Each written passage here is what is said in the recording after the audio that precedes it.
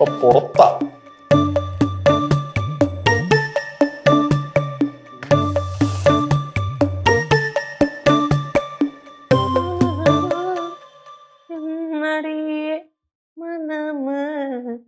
അളയാ അളയെന്ന് ഇവിടെ നിക്കണേ? ചുമ്മാ എന്താടാ? അല്ല ബാക്കി എല്ലാരും പുറത്താണ്, അങ്ങോട്ട് പോയത്. അവരവിടെ ഉണ്ടെന്ന് എനിക്കറിയാം. അവരവിടെ സമാധാനത്തിൽ ഇരിക്കട്ടെ. ഇനി ഞാൻ അവിടെ ചെന്ന് എന്തിന്റെങ്കിലും പേര് ചർച്ച ചെയ്ത് എന്തെങ്കിലുമൊക്കെ വിഷയമായി കഴിഞ്ഞു കഴിഞ്ഞാൽ വെറുതെ എന്തിനാടാ എന്റെ വായന എന്തെങ്കിലും വന്നിട്ട്? വേണ്ട, ഇവിടെ നിൽക്കാം. അങ്ങനെങ്കി അങ്ങനെ. സത്യം പറഞ്ഞാലേ അളിയ മംഗലാപുരം പോയപ്പോ എന്നെയും കൂടെ കൊണ്ടുപോയിരുന്നെങ്കിൽ ഈ കണ്ട പ്രശ്നം ഒന്നും ഉണ്ടാവൂലായിരുന്നു. എന്നിട്ട് വേണം ഇനി അതിന്റെ പേരിൽ വേറൊരു പ്രശ്നം കൂടെ എന്റെ തലയിൽ വരാൻ. എന്തിനാ? പോയിന്റല്ലേ? പോയിന്റാണ്. അളിയാ, അളിയനെ വിളിക്കുന്നുണ്ട്, അങ്ങോട്ട് ചെല്ല്. വിളിക്കുന്നുണ്ടെന്ന് പറഞ്ഞിട്ട് അവിടെ പോയിട്ട് സദ്യയൊന്നും കിട്ടാനില്ലല്ലോ. വഴക്കുറയല്ലേ? കല്ലൂസേ, നീ അച്ഛന്റെ കൂടെ നിന്നിട്ട് അച്ഛനെ തന്നെ കുറെ വട്ടമായിട്ട് ഒറ്റുന്നുണ്ട് കേട്ടോ. അച്ഛൻ എത്ര ഐസ്ക്രീം മേടിച്ചു തന്നാടാ നിനക്ക്? അതിന്റെ നന്ദിയെങ്കിലും ഒന്ന് കാണിക്കേ.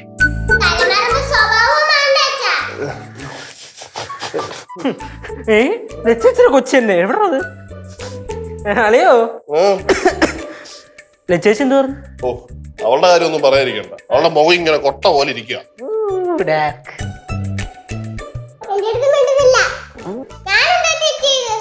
എന്ത് ചെയ്തെന്നാ അളിയാ? നീ ഇത് കേക്കണം. എത്ര പ്രാവശ്യം മംഗലാപുരത്ത് ഞങ്ങൾ ഇങ്ങോട്ടേക്ക് തിരിച്ചാന്നറിയാവോ? പുറത്തേക്ക് ഇറങ്ങുമ്പോ ഇവള് കരച്ചിൽ തുടങ്ങും. ഇവളുടെ കരച്ചിൽ കാണുമ്പോ എന്റെ പെങ്ങളും പറയും 3-4 ദിവസം കൂടെ കഴിഞ്ഞിട്ട് പോവാം. അങ്ങനെ 1.5 മാസം പോയത്. പിന്നെ ഞാൻ ഉറച്ചു കൊണ്ടുപോകത്തില്ല കള്ളി.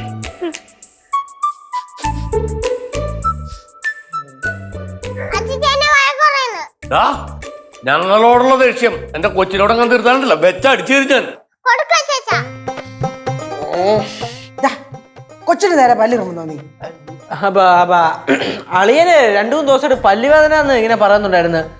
ഫോൺ വിളിച്ച് പറഞ്ഞു തന്നെ. ഇവിടെ വന്നപ്പോ നമ്മള് ഡോക്ടറെ കാണാൻ പോയി. ഇവന്റെ പല്ലുവേദന ഞാൻ മാറ്റി കൊടുക്കട്ടെ? എന്തുവാ ചേട്ടാ ഇത്? നീയല്ലേ പറഞ്ഞത് അവനെ തല്ലണമെന്ന്?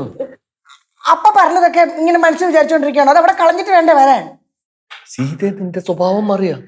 നീയല്ലേ എപ്പോഴും പറയാറ് ഞാനും ഇവനെ വഴക്ക് പറയുന്നില്ല, ഉപദേശിക്കുന്നില്ല, ഒന്നും ചെയ്യുന്നില്ലെന്ന്. നിന്റെ വാക്ക് കേട്ടിട്ടില്ലടി ഞാനിപ്പോ ഇത്രയും ഷോ ഇവിടെ കാണിച്ചത്. ഷോ അല്ല മോളെ, മുഴുവൻ ഷോ എന്ന് പറയാൻ പറ്റില്ല. കുറച്ചൊക്കെ ദേഷ്യം ഉണ്ടായിരുന്നു. ദേഷ്യമല്ല, വിഷമം. അവനെ വഴക്ക് പറഞ്ഞതിലുള്ള എന്റെ വിഷമം.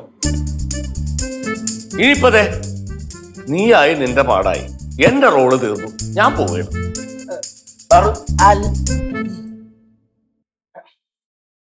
സിദ്ധു, മോത്ത് നോക്കടാ. എന്താ? ഉത്തരവാദിത്വത്തോടെ കാര്യങ്ങൾ ചെയ്യാത്തോണ്ടല്ലേ അച്ഛനും അമ്മയും ഇങ്ങനെ ഓരോന്ന് നിന്നോട് പറയുന്നത് അല്ലേ?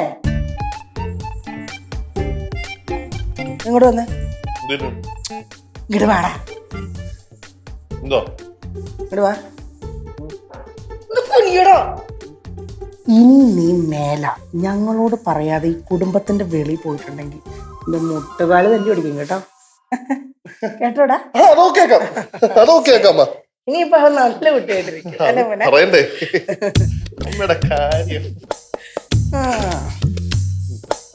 അളിയാ വയറുറച്ച് കിട്ടിയാ? ഇല്ലടാ, നമ്മുടെ വീട് പണിയുടെ കാര്യം. മനസ്സിലായി വീട് പണി.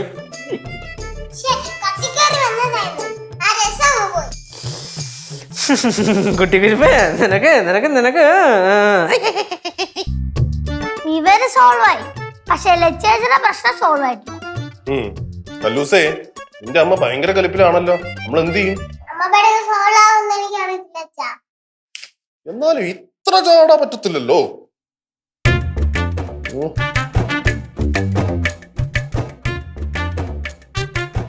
ഒരു കോടി മനുഷ്യരെ ഒരേ കുടക്കീഴിൽ കൊണ്ടുവരാനുള്ള നമ്മുടെ ശ്രമമാണല്ലോ മില്യൺ മലയാളി ക്ലബ്ബ്. MMCയിൽ ഓൾറെഡി അംഗങ്ങളായ ആളുകൾ നിങ്ങളുടെ അയൽവാസികളെയും സുഹൃത്തുക്കളെയും ഒക്കെ ചേർത്ത് ഒരു 10 പേരെ കൂടി മിനിമം കൊണ്ടുവരിക.